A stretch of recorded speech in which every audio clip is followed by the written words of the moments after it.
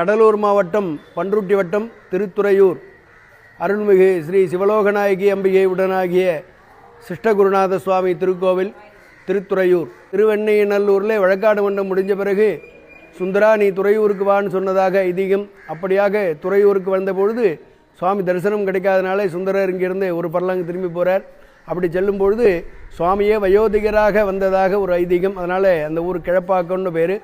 அந்த பார்த்திங்கன்னா வயதான லிங்க மாத்திரம் விருத்ததாரீஸ்வரர்னு பேர். விருத்தத்தை தரித்து கொண்டிருப்பவர்னு அர்த்தம். அங்கே விநாயகரோ முருகரோ நந்தியாரும் கிடையாது. சுவாமி மாத்திரம் அங்கே வந்தார். சுந்தரர் நான் பாப்பா நீ ஊருக்கு புதுசாக இருக்க யாருன்னு கேட்குறார்.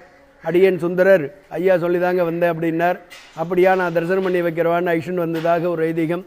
அப்படியாக வரும்பொழுது கொஞ்சம் தூரம் பேசிகிட்டே வரா. சுந்தரா அங்கே பாருன்னு கை காமிச்சார். இங்கே சுவாமி அம்பாள் காட்சி கொடுக்குறார். பிறகு சுந்தரர் உள்ளே மலையார் அருவி திரள் மாமணியுந்தி குலையார குடம் தெற்றியோர் பெண்ணை வடபால் கலையார் அருள்குள் கன்னிகராடும் துறையூர் தலைவா உனை வேண்டிக் கொள்வேன் தவணரியே அப்படின்னு சொல்லி சுவாமி கிட்ட தவணர் வேண்டி கேட்குறார்.